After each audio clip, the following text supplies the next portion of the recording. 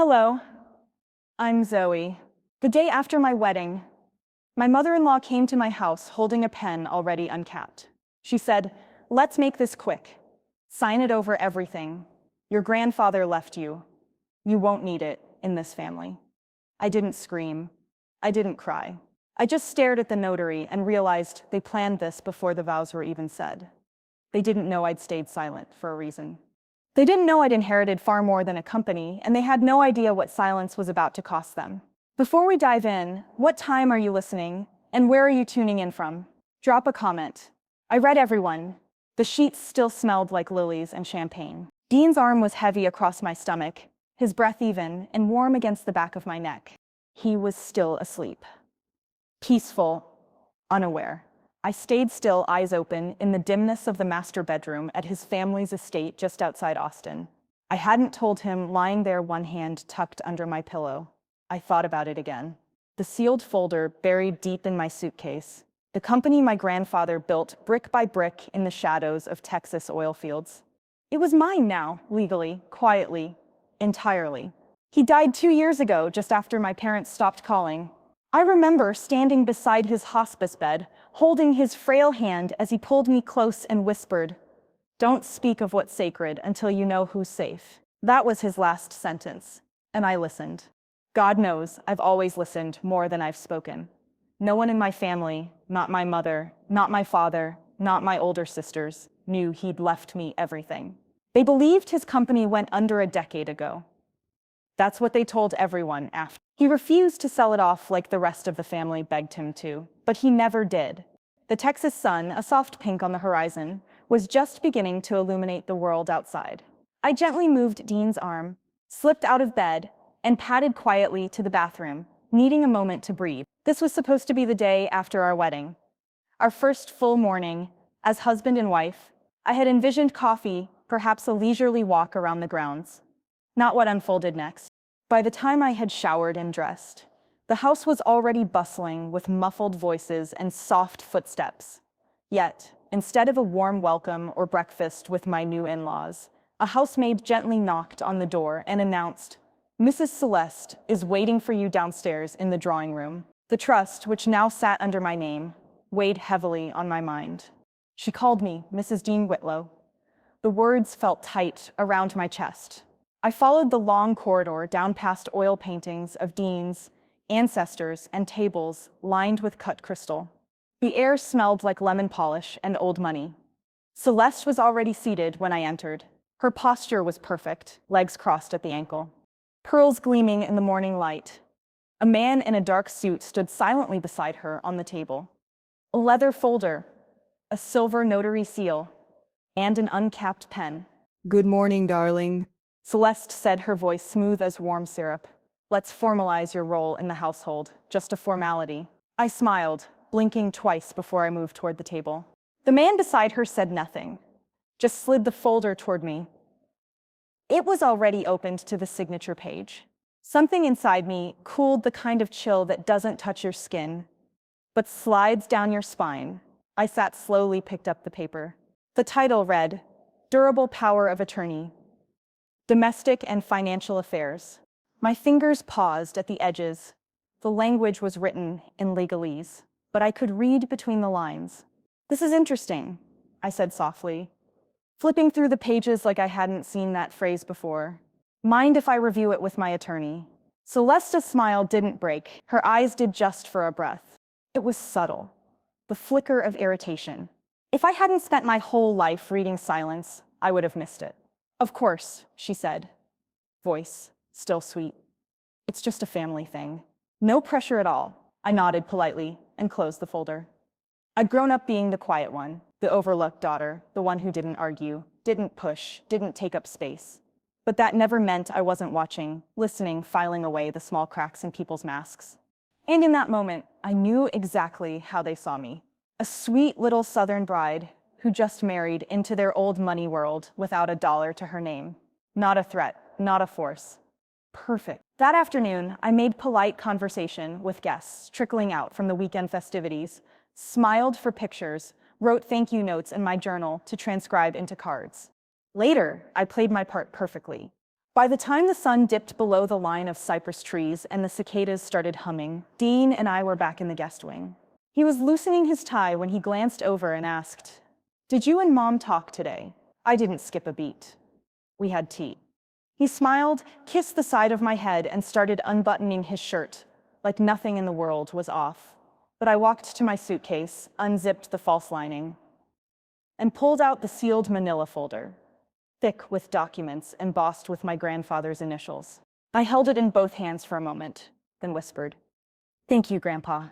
When I closed the suitcase again, I caught sight of the pen Celeste had left behind, still uncapped, resting on the table in the corner like it was waiting for a different kind of signature. She smiled when I refused, but her eyes said, "You'll regret this." That look stayed with me through the next morning, clinging like smoke. I woke in Dean's childhood bedroom, our temporary honeymoon suite, according to Celeste, with the strange sense that something had shifted in the air. The windows were open, birdsong drifting in, but the bed felt colder somehow. Dean was gone. I pulled on a robe and headed downstairs. The house was oddly quiet for a place that had just hosted a wedding. I walked past the formal dining room where Dean had promised a family brunch, just us and the people who matter. There were no smells of bacon or biscuits, no clinking dishes, no laughter, only the low hum of someone vacuuming upstairs in the kitchen. I found a note in Celeste's handwriting. Looped and tight brunch canceled. Some things came up. We'll reschedule. I opened the fridge. The fruit tray I made the night before was missing, so was the champagne I'd chilled in the foyer. I noticed the stack of wedding gifts by the stairs was gone. "Hey," I called as Dean walked in from the patio, golf cap in hand. "What happened to brunch?" He kissed my cheek like nothing was odd. "Oh, Mom thought it'd be too much. Said she wanted you to rest. We'll do something next week." "And the gifts," he blinked. "She's reorganizing the sunroom. Probably moved them there." I smiled, nodded. But in my chest, something tightened. It wasn't the missing breakfast or the gifts. It was the way the walls felt closer than they had yesterday, like I was slowly being pushed to the edges of my own life. Later that afternoon, while folding the last of our laundry, I thought of a moment 2 years ago when I last sat alone with my grandfather. "Some people crave power so intensely they forget how to love others," he mused, pausing his rose pruning to gaze at the sky. I was shelling pecans nearby, unsure what prompted the thought. "If you ever hold something valuable," he continued softly, "don't let them see you as merely that, or they'll treat you as a tool, or worse, an obstacle." I'd nodded, not fully comprehending then. Now, 3 days into my marriage, I understood. That evening, while Dean was on a call with his cousin, Celeste summoned me to the driveway. A sleek silver SUV, its hood adorned with a tight ribbon, stood beside her. "Surprise! She beamed your wedding gift from us." It was beautiful, clean lines, leather seats, gleaming in the sunset. I thanked her genuinely until I saw the small envelope she handed over the title paperwork. She said lightly. I opened it.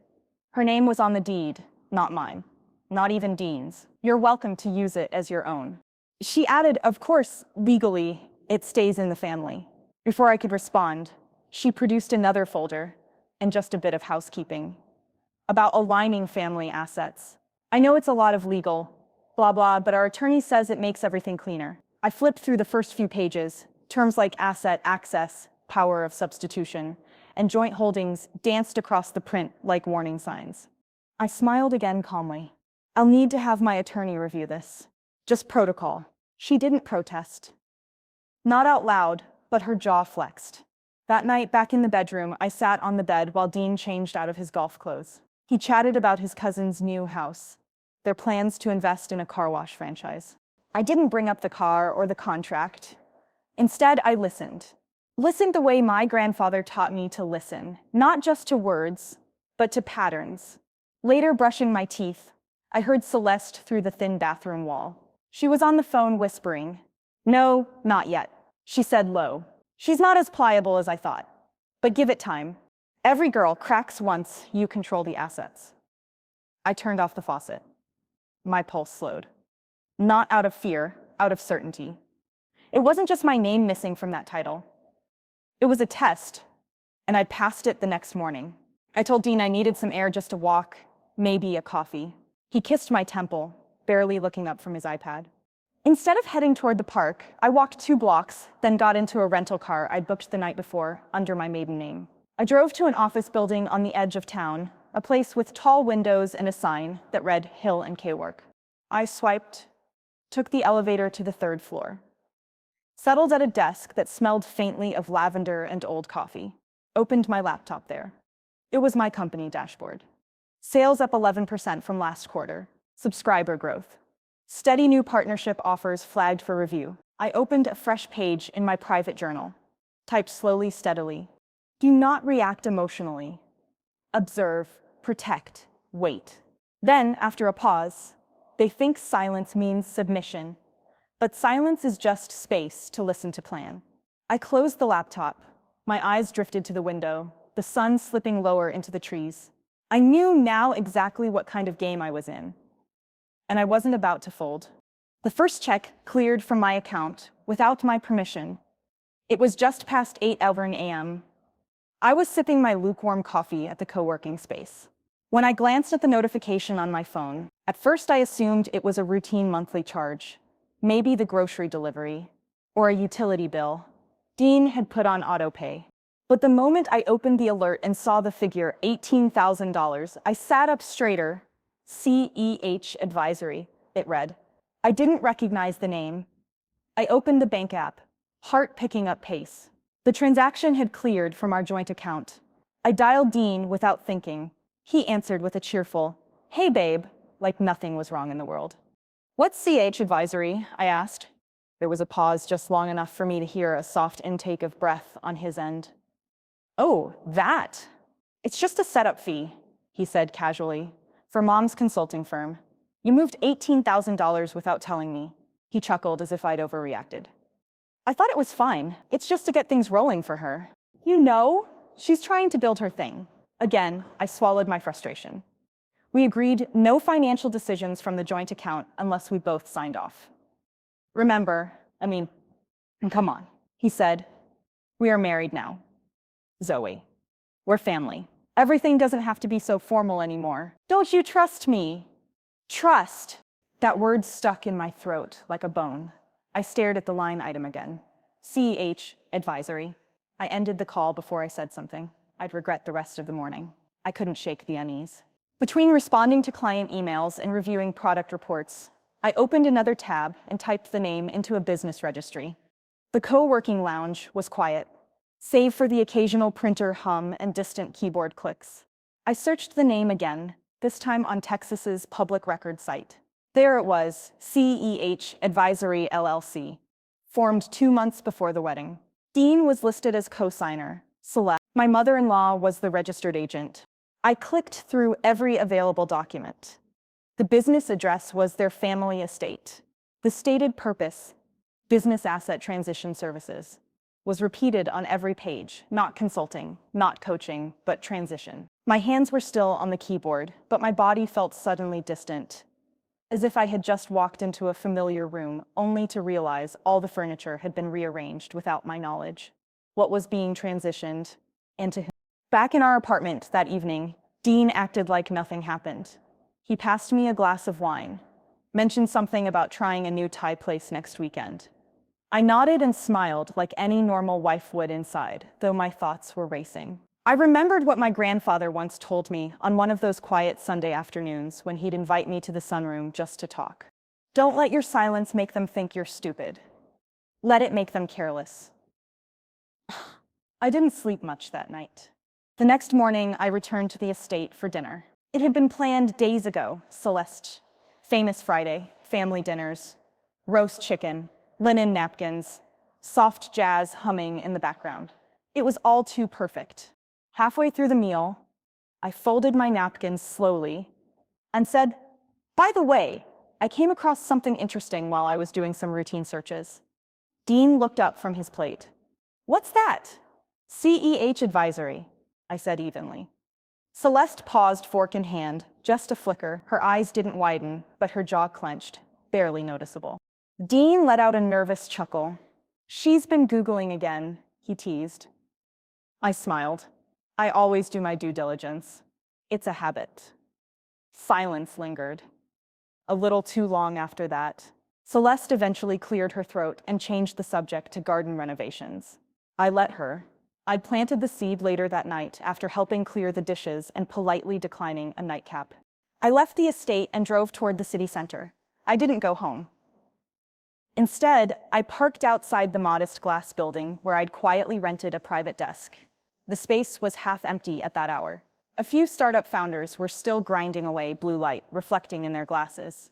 I settled into my usual corner, opened my encrypted financial dashboard, and began the transfer. $4 million. I moved it into a new holding entity, Shiloh Holdings.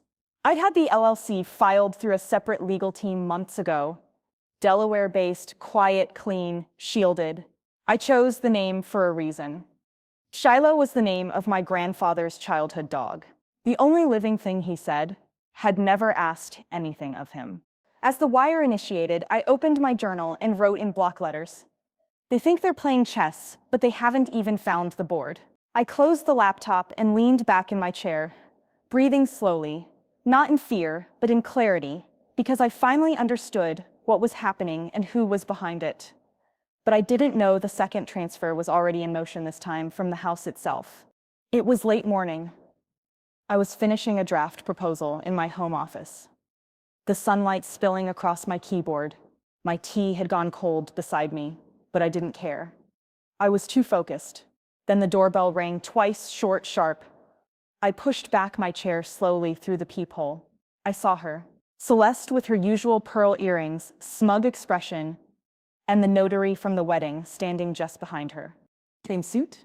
Same clipboard? My stomach went taut. I opened the door without a word. Well, good morning, darling. Celeste beamed. We figured we'd catch you before lunch. We just need a quick signature. The notary gave me a polite nod in his hand. A single-page document. Celeste held it out as though offering cookies. It's just a small formality, she said, stepping inside without waiting for my invite. A deed transfer, purely administrative, protects the family home. Legally speaking, I didn't move to take the paper yet. My mind ran in sharp loops.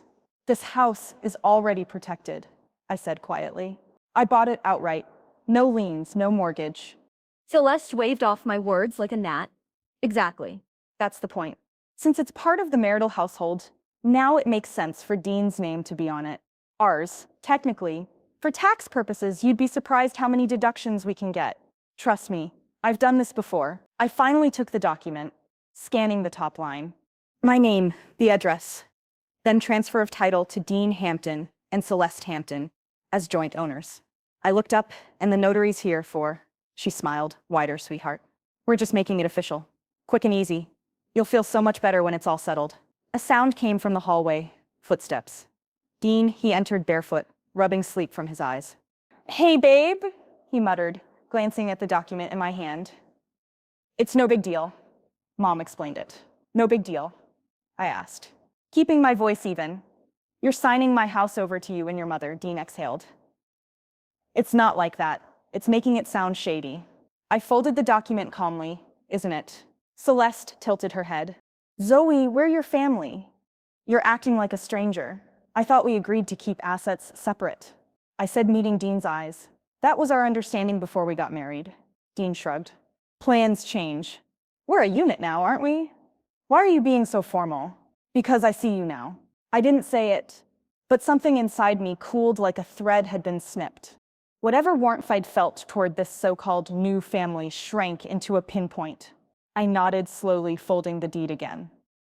I'll think about it. Celeste's smile flickered for a half second. Of course, take your time, but do let us know soon. These things are best done quickly before fiscal deadlines roll in. After they left, I stood at the window for a long time. The deed in my hand, a breeze, moved the curtains gently, but the weight I felt was anything but light. That afternoon, I drove into downtown. I didn't tell Dean. I stopped by a small law office, tucked between a dentist office and a local boutique. The receptionist looked up as I walked in. She didn't ask why I was there. She just asked who. I was here to see anyone familiar with Texas property law. I said, they paired me with a man named Elijah Corbin. Mid-50s, calm eyes, wore a bolo tie. I placed the folded deed on the table. Can you tell me what this would mean if I signed it? He scanned it silently, line by line, then looked at me. You'd be transferring legal ownership of the house, he said, full rights. If they choose to sell, refinance, or borrow against it, they could without needing your consent. And the house was purchased under my premarital trust, I added. He raised an eyebrow. Then they'd need to prove spousal entitlement or cohabitation intent with joint assets. But you said it was in a trust. I nodded.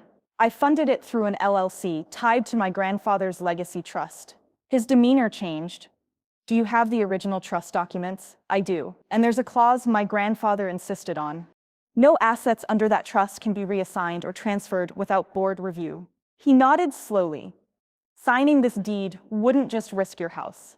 It could trigger a breach, but it also gives you leverage. That night, I returned home just after sunset. Dean was in the living room watching football, acting as if nothing had happened. In the quiet of my office, I didn't say a word. I opened my fireproof safe, placed the unsigned deed inside, labeled it, and locked it again. Then I opened my laptop and found an email my grandfather's lawyer, Thomas Denham, had sent me when I turned 25, and first assumed partial control of the holdings. He was still practicing and still loyal to my grandfather's memory. I typed slowly, subject line, family, property, inquiry, attached. I included a scanned copy of the deed. A short note, no dramatics, just facts. Then I hit send. My hands didn't shake. I didn't burn the paper. I just lit the fuse. Under the fantasy, they tried to build brick by stolen brick. That was Thursday. By Saturday morning, Dean had seemingly reset himself like nothing had happened. He leaned against the kitchen doorway in his favorite gray Henley, watching me pour coffee, and said, with a cheery tone that didn't match the tension from earlier, "Let's grab brunch today. Just us, no moms, no lawyers." I glanced over the rim of my mug. Brunch. Yeah, he smiled, slipping his phone into his pocket. Thought it might be nice to reconnect. Reset, the word echoed. Reset, like I was a device. He could just reboot, erase my memory, and everything would run smoothly. Again, still, I agreed. I needed to see what version of him would show up next. He picked a cafe downtown, casual, but overpriced. The kind of place that served Eds on cutting boards and called Toast Artisan. We were seated near the window, and as sunlight filtered through, Dean folded his hands like he was about to lead a team meeting. "You've been working like crazy," he said, pouring syrup over pancakes. He barely touched. "I'm proud of you, babe." Seriously. His smile was too polished, even like he'd practiced it in the mirror before showing up. "Thanks," I replied, stirring my iced coffee slowly. "You said you wanted to talk?" "Yeah," he said, then hesitated. "You know this house stuff with Mom, the trust. I didn't mean for it to come off like we were ganging up on you." I tilted my head. "You weren't." Dean chuckled nervously. "Okay, maybe it wasn't the best way to bring it up. But I was thinking now that we're married, it might make sense to consider. I don't know, starting a family." I blinked. That's a leap. He reached for my hand. "I mean it. We're a team, right? We should plan for the future. Protect our legacy." The word made my stomach tighten. Then his phone buzzed on the table. The screen lit up. I caught it just for a second. It was enough. Merrill J. He flipped it over with practiced ease, then gave a sheepish grin. "Work. She's a coordinator from our old agency, always blowing up my phone." "Uh-huh," I said. He pulled his hand back.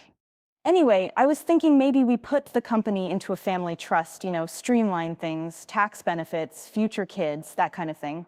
I didn't say anything at first, just looked at him, really looked. Then I asked, "Which family?" Dean blinked. "What you said, family trust? So which family?" "Yours and Celeste, or mine." He laughed awkwardly like he hadn't expected. "Pushback. Ours, of course." I just meant it as a safety measure. A safety measure for whom I kept my voice, even because my name's on that company. Alone.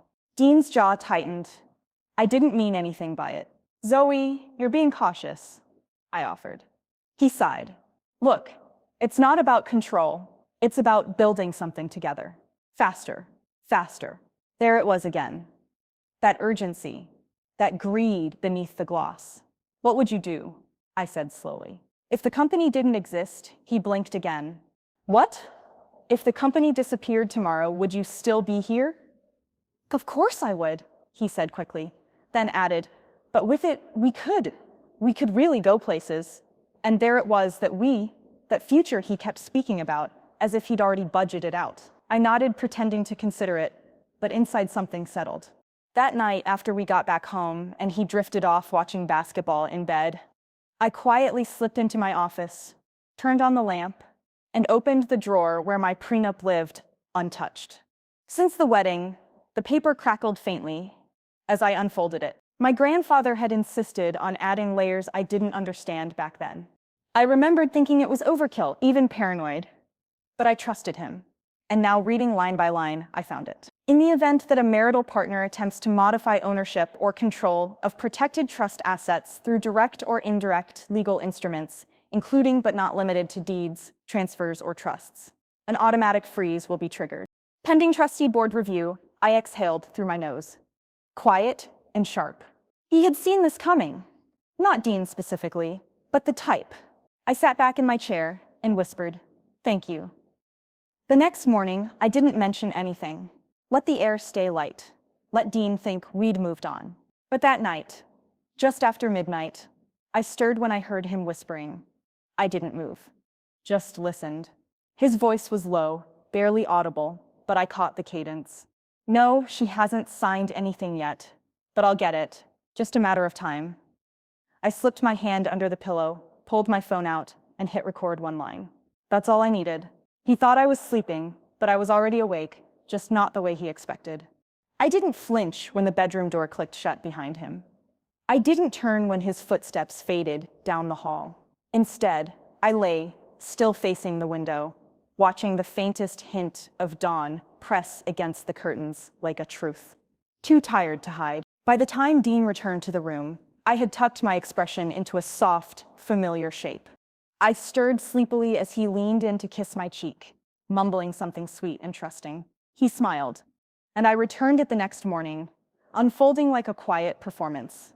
I prepared coffee, toast, and perfectly scrambled eggs for him, just how he liked them. He sat at the kitchen counter, scrolling on his phone, looking like the man of the house. "You're spoiling me," he said between bites. I chuckled softly. "It's a special occasion. You made it through brunch without mentioning stocks." He grinned, kissed my forehead, and grabbed his jacket. "Be good today." "Always," I replied, watching the front door close behind him. I kept watching even after the sound of his engine faded down the street. I stood there until my own breath reminded me I hadn't moved in minutes. Then I did. I walked to my office and opened the encrypted folder I hadn't touched in years, the one labeled with my grandfather's initials. Inside was a digital copy of the prenup. I downloaded it, scrolled slowly, and began highlighting every clause that dealt with asset control, power of attorney, and marital leverage. The language was sharp, surgical, the kind of clarity born from decades of building empires and dodging vultures. My eyes narrowed at one section in particular. I flagged it, then opened the desk drawer and pulled out a small black case inside two compact hidden cameras. One went into the corner of my study, masked by a ceramic vase. The other, I tucked into the guest room lamp, angled to capture any whispered strategy.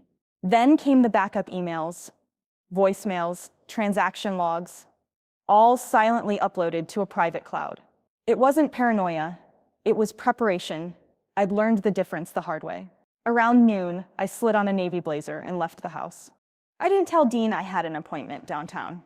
He assumed I'd be painting or maybe shopping for gallery supplies. Let him assume the building hadn't changed.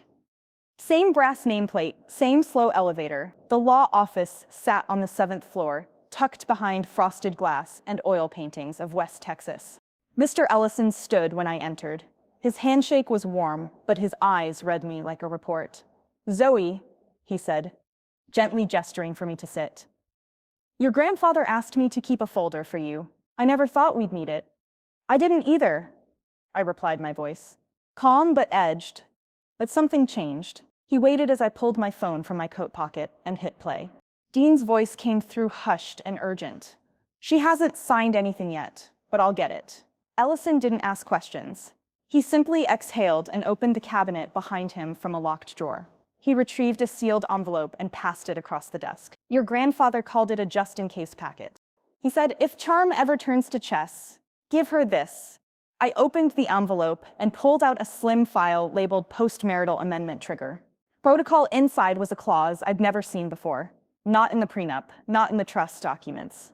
This was hidden dormant, but binding. If a spouse was found to be manipulating or attempting to access trust assets under false pretense of love or partnership, the prenup would be voided in its place.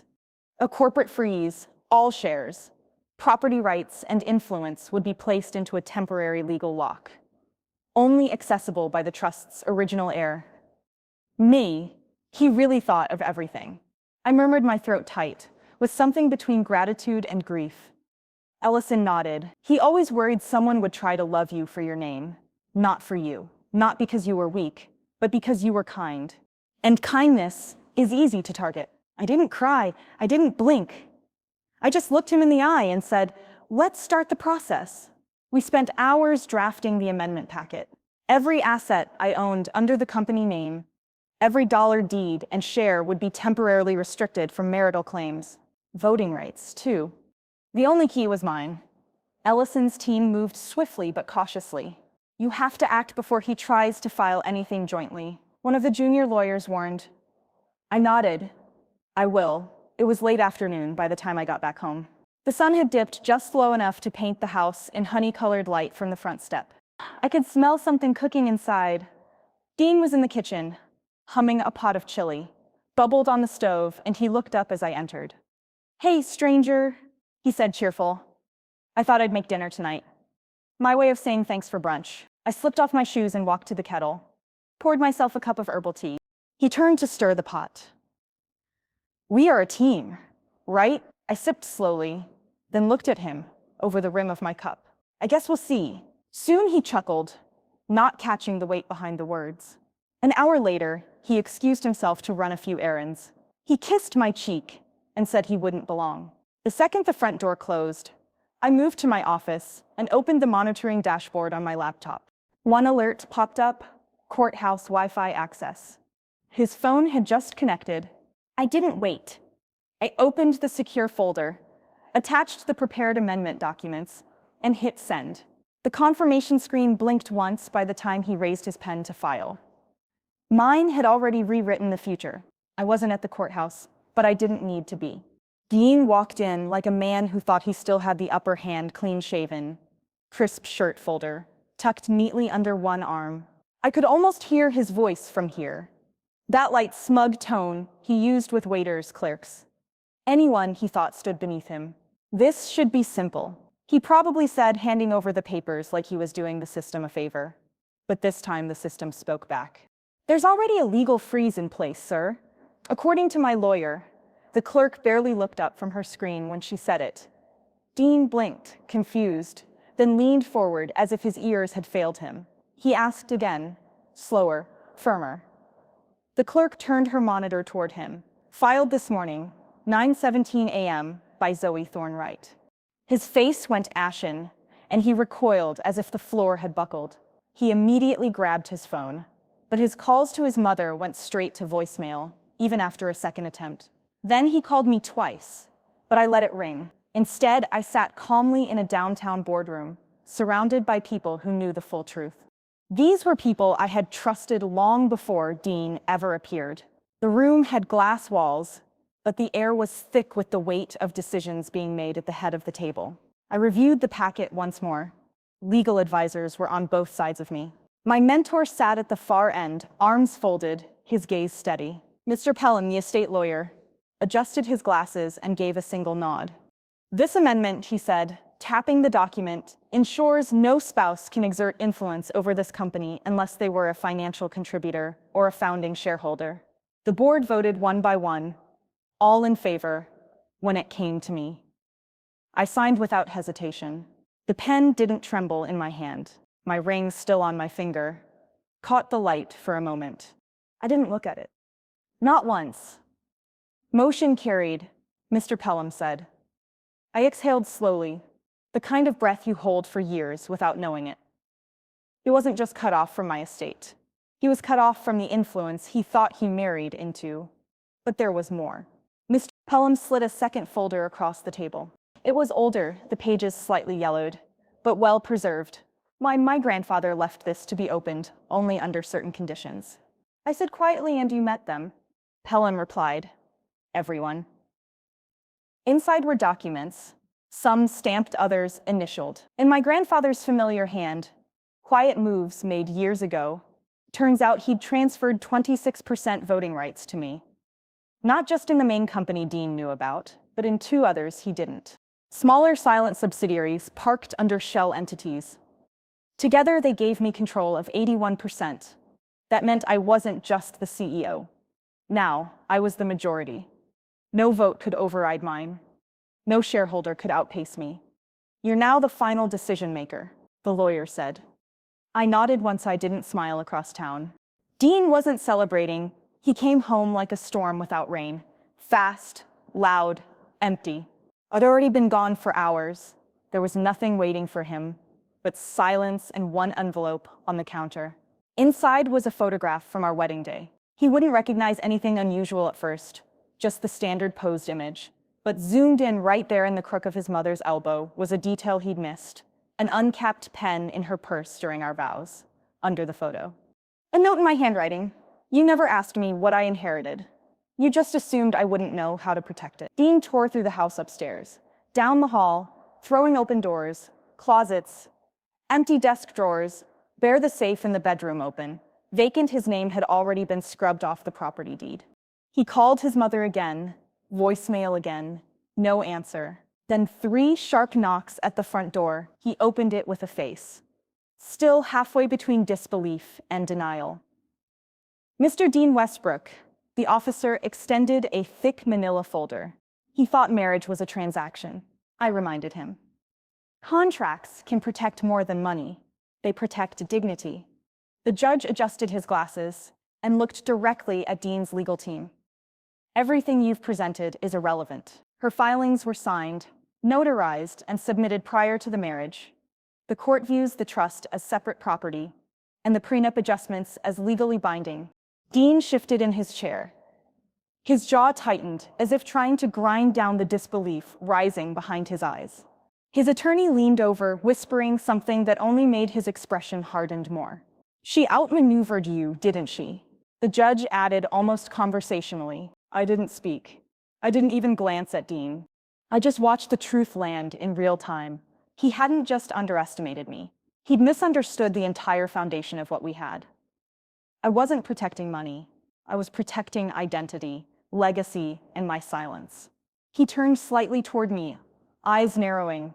His lawyer's voice cracked just a bit. Did you know she'd done all this before the wedding? Dean said nothing. Later that day, as the courthouse thinned and the legal back and forth turned to dry paperwork, my mind drifted years back. It was early morning. My wedding dress hadn't even been steamed yet. I stood alone in my grandfather's garden. The sun barely touching the petals of his prized white chameleons. In my hand was a velvet box. Small, simple. Inside were 2 rings, one engraved with our initials, delicate and hopeful. The other was heavier than it looked. A solid gold band with a plain exterior hidden inside was a microchip no one could see embedded just beneath the surface. I remembered his voice, steady and low, that morning, over Tang. A wedding is love. Sure, but it's also structure. Never agree to a contract you didn't write. Never put your name where your values weren't invited. I hadn't planned to weaponize that advice, but I had followed it 2 weeks before I walked down the aisle. The firm handling the transfer had already confirmed it to the court. Dean's lawyer, a young man likely intelligent in other circumstances, made a final attempt. This smells like fraud, the judge, unfazed, retorted. It smells like preparation. Big difference. The courthouse resonated with the final tap of his gavel, adjourning the case for now. That afternoon, while the legal paperwork circulated and Dean's team tried to regroup, he did what he always did. When things spun out of his control, he burst in. I was in my office looking over quarterly reports with my operations lead. The door slammed open. He didn't knock. Was any of this real to you? He snapped. I raised my eyes from the page. What are you talking about? He took a step forward. The trusts, the shares, the prenups, all of it. Was I just part of your grand strategy? I stood up, not out of fear, out of finality. Dean, I married you, not your bank account. But you and your mother, you came into that marriage like it was a corporate acquisition. She didn't attend the ceremony to celebrate us. She came to assess me like a threat. Dean's jaw tensed again. You tricked me. No, I said calm. You never thought I could be anything more than a placeholder. I didn't trick you, Dean. I protected what was mine. You just assumed it was yours to manage. I pulled off my ring quietly without fanfare and placed it on the table. It made a small, cold sound on the wood. He stared at it, then turned and walked out. He didn't touch it. Later that evening, I asked my assistant to find the appropriate address. Dean's mother hadn't returned a single call, but I knew she'd be home sitting in that white leather chair she always bragged about. I packaged the ring with care. No note, no emotion, just a sentence on stiff card. Stock slid inside the box. Next time, bring a capped pen, not a pre-written script. I sent it overnight.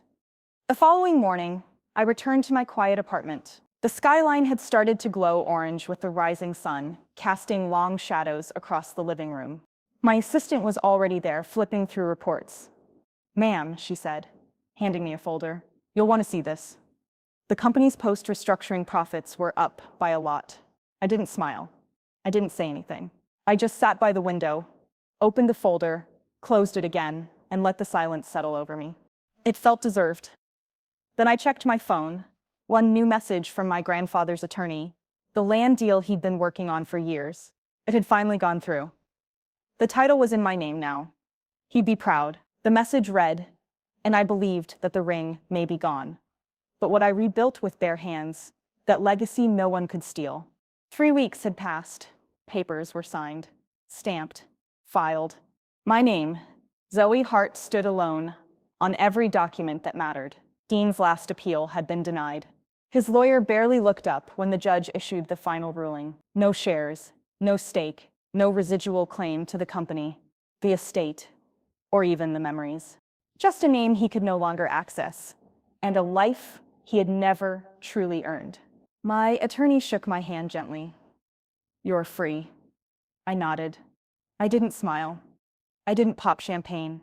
I didn't even breathe deeper. Instead, I left the law office, walked straight past the elevators, and made my way to the parking structure where my car had been waiting. The air outside still carried the sting of early spring, caught somewhere between renewal and the final bite of winter. It felt appropriate. Instead of heading home, I took the long way down familiar roads, past neighborhoods that had grown and changed while I wasn't looking. Eventually, I pulled up to the corner lot where the gas station still stood. Well, what remained of it? The pumps had been removed weeks ago. Construction fencing wrapped around the building like a bandage, but inside things were taking shape. The moment I stepped in, the scent of sawdust and old oil hit me. It wasn't unpleasant. It was memory. I walked to the back wall just past the service counter and glanced around one of the bricks near the baseboard. Looked slightly out of place, mortar chipped at the edges like it had been lifted once before. Out of instinct, I knelt and pressed my palm to it. It gave a little. I wiggled it loose. Behind it sat a small envelope, yellowed at the edges. My fingers trembled slightly as I pulled it out. Inside was a photo. I couldn't help but smile. I must have been 4, sitting cross-legged on my grandfather's lap, his grease-stained hands steadying me while I giggled at something out of frame. In the background, that same station stood proud, unchanged, tucked behind. The photo was a folded note. His handwriting was unmistakable, tight, upright, no nonsense. This isn't an inheritance, Zoe. It's a mirror. Build something that reflects who you are, not what they expect you to be. I stood there for a long time, just breathing. That weekend, I came back not with blueprints or business plans, but with folding chairs and a crew of volunteers. We opened the station not as a business, but as a community space. My assistant helped convert the back room into a free library. A friend from the local food pantry suggested setting up a voucher program for single moms needing gas for job interviews and childcare pickups. We didn't advertise, we didn't brand, people just came. One afternoon, as I was restocking a shelf of kids' books, a woman in her 60s walked in holding a bag of fresh muffins. "I heard what you're doing here," she said. "You could have sold this place and disappeared. Why stay?" I looked at her for a beat because I wanted to remember where the real value is. She headed. "Well, you're making a difference and not the kind you can deposit." We shared a quiet laugh and she left the bag on the counter. Later that week, I ran into Dean. It wasn't planned. It wasn't even expected. I'd stopped by a downtown cafe for a late lunch. He was at a nearby table, hunched over reading a crumpled printout. His suit didn't fit right anymore, too loose at the shoulders, wrinkled around the knees. He looked up, and our eyes met. He stood hesitated, then approached. "I guess congratulations are in order," he said, voice flat. I didn't respond. He asked, "Was it worth it?" I took a slow breath. Not the money, the clarity. He shifted uncomfortably like he wanted to say more. Argue, maybe. But instead, he simply turned and walked away, and just like that chapter of my life closed. A few evenings later, I returned to the cemetery. I'd waited until sunset. The sky was streaked with soft gold and lavender. The grass was damp under my shoes. I knelt by my grandfather's stone, still solid, still unassuming. I laid 3 things gently beside the marker. My first, a copy of the new company charter. Leaner, cleaner, more human. Second, the photo from the envelope. His hands holding me steady, reminding me where I came from. And third, my old wedding ring. I rested it atop the paper, watching it glint in the fading light. I almost forgot who I was. I whispered, "But you didn't. Thank you for planning for the day." I wouldn't see the storm coming. As darkness fell, I remained, not weeping or aching, but remembering, and that was enough. That night, home again, I left the television off and ignored emails. Instead, I lit a small candle by the window, just as he used to. When the power eventually faded, it wasn't a signal for grief, but an act of homage. Outside the city, soft lights and distant windows glowed, and cars continued to pass, lives steadily moving forward. They desired the company, the land, the very name. Yet, my true inheritance was myself. Have you ever stayed silent long enough to let someone reveal their true nature? Share your thoughts in the comments. I read every one.